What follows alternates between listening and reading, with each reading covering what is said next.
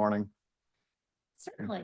Okay, good. Can we argue about anything at all today? No. Some kind of fight? No. No, but following the meeting. No. We're live, so On the air. discuss that.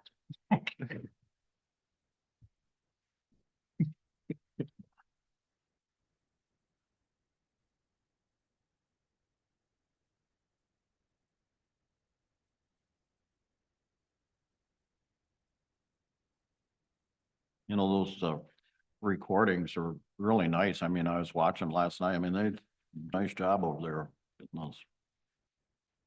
Well, good morning, everyone. Welcome to the January 9th, 2005 accounts payable. Since this is a new legislative session, we have some new people here. I'm going to ask if everyone would please go around and introduce themselves for our audience out there in TV land. So we'll start here with Commissioner Martis. Good morning. I'm Commissioner Martis, District 7. And by virtue of our rules, the Chairman of Ways and Means, which Kevin is now Chairman, and the Administrator are on this committee. So Paul Gilbert, the Accounts Payable Coordinator. Kim Murphy, County Administrator. Shannon Elliott, Deputy County Administrator. Dan Zamolzak, Finance Director. and our Communications Director over here, Jennifer Ambrose, but just raise her hand. Thank you, Jennifer. Okay. So good to have everyone. So I would ask for approval of the minutes of the December 23rd, 2024 meeting. So move. Support. I have a motion by Commissioner Martis, supported by Administrator Murphy. Just any additions or corrections? Hearing none, all those in favor signify by saying yes. Yes. Yes. Opposed, no. Motion carried. And we'll do the accounts payable review of the vouchers for questions. I have a few, and I'll start it off here so that Commissioner Martis gets a little feel for how we do this. So I'm on the report of 1230, Paul. I'm on page 2. And for you or Kim, either one, I'm just questioning on the circuit court where we pay all these attorney fees. Are those our expenses or are those? Yes, we pay for appellate attorneys when a ruling is appealed. So these are people that can't pay for an attorney them. This is an appeals process. Oh, So, you know, if it's gone through the process and if there's an appeal, then we have to pay for that appellate attorney. wow. Isn't that great? Okay. Yeah, there are a lot of them. I see that. Yeah, I agree. Yeah. On page, oh yeah. Oops, lost it.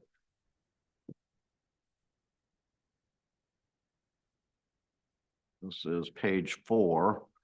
Up at the top at 7867 Motion Picture Licensing Corporation, $459. Is that something for the Department on Aging? If they show movies or something, we have to have a license. Does anybody know? Think of- Department on Aging. Yeah, it's Department of Aging. So I would have to check with the Department on Aging to better answer that question. I'm assuming that we're paying for movies to be used at the senior center. That's what I was too, year. but I was just, It does look like it's an annual license fee. that's Okay. paid. okay, that's fine. You don't have to, if that's what it is, that you don't have to look it up, Paul. So, and then I was kind of curious on the shark bite. Lenawee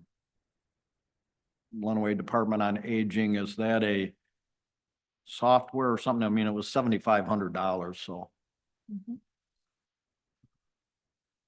Yes, I believe it's either software or it is software maintenance. I would have to double check on that. So it's a program that we use, I take it. Okay.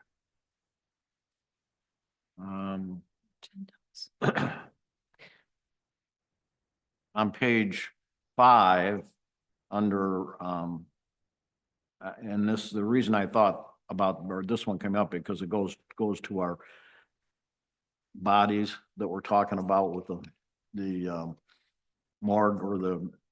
Oh. Whatever. I think I know what question you're going to ask. Go ahead. Yeah, the $100 for the additional cremation was, is a large person, so do we have to pay?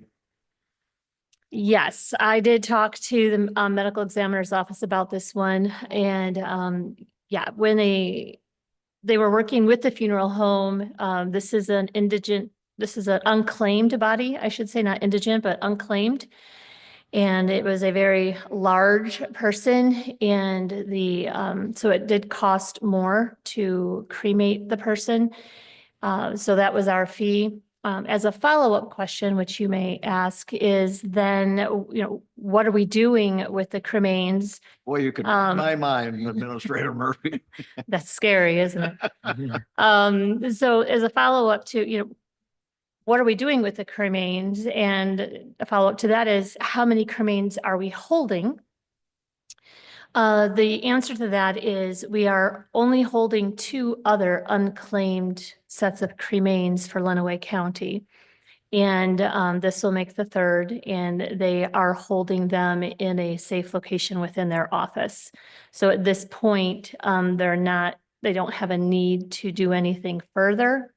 But it will be something just to kind of continue to track as we discuss what our regional morgue facility looks like, and then how will we be handling these types of situations, whether they're cremains or bodies in the future. Good.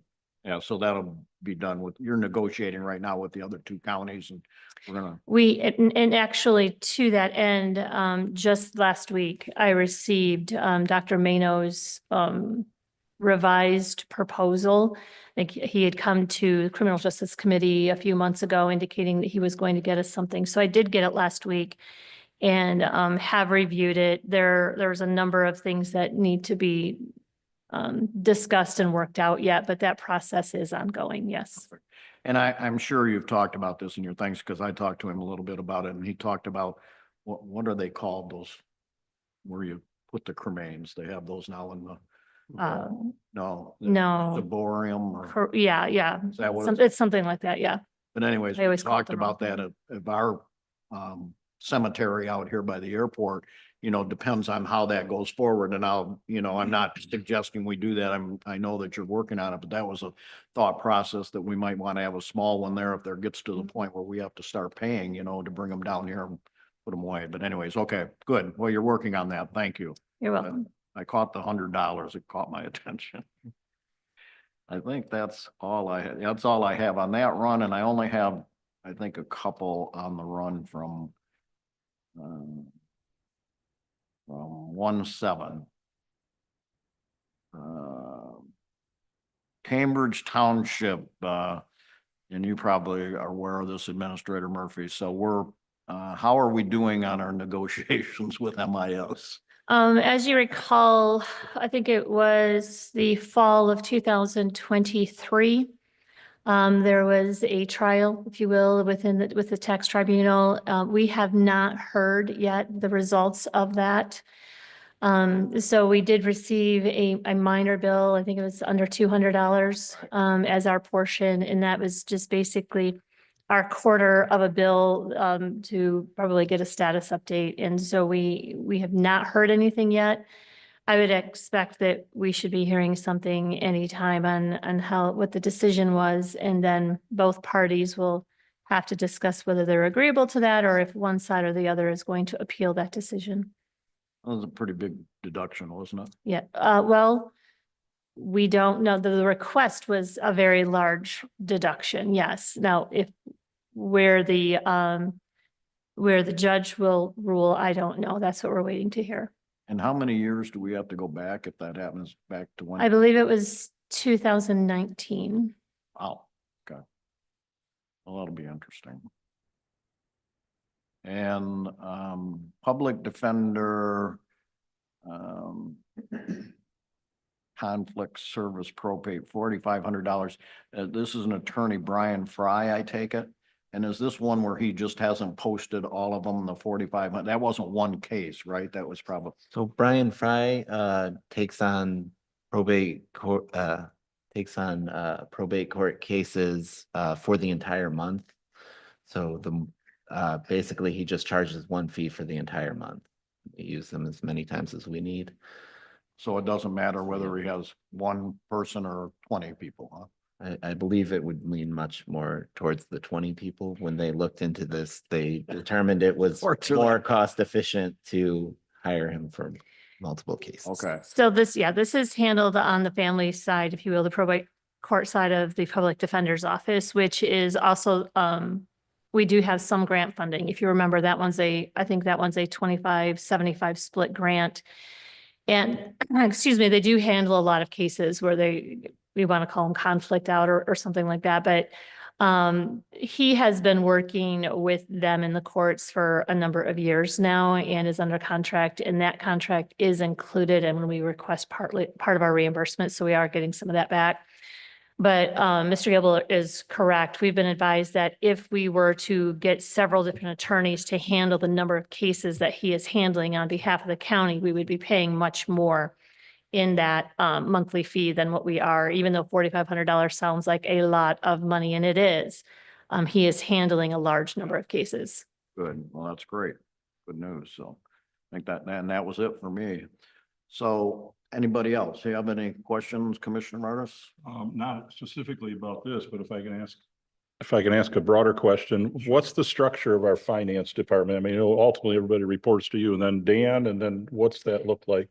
So we have restructured the finance department slightly. There are 4 people within that department, within that division, I should say, of our office.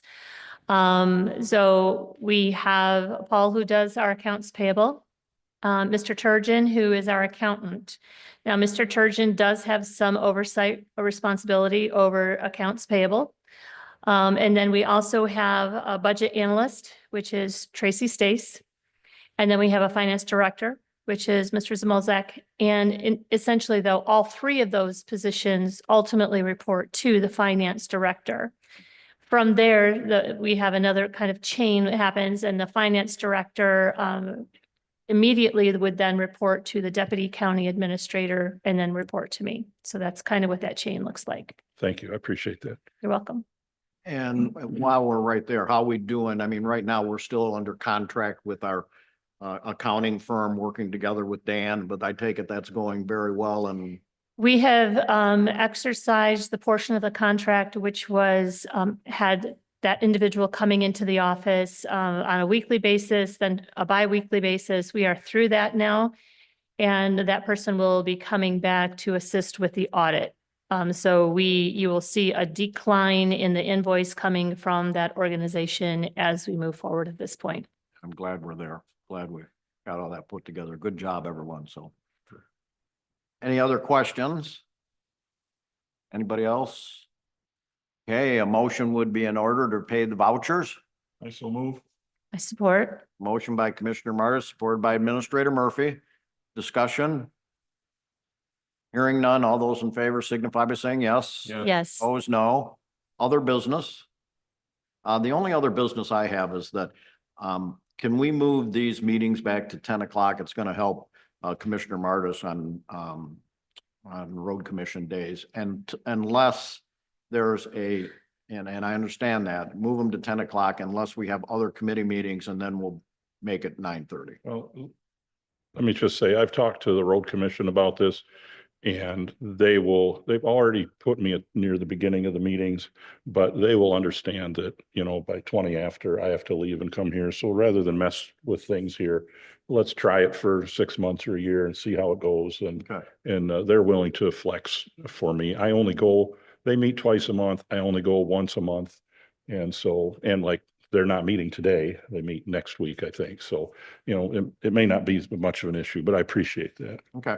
So we'll leave it at 9. Yeah, let's leave it as is. That's got to be easier for you guys. So. Get it over with. That's right. Any other business? We don't have any public here for public comment. I take it there are no comments online. A motion would be in order to adjourn. I move we adjourn. Support. Motion by Commissioner Martis, supported by Administrator Murphy to adjourn. All those in favor signify by saying aye. Aye. Aye. Opposed, no.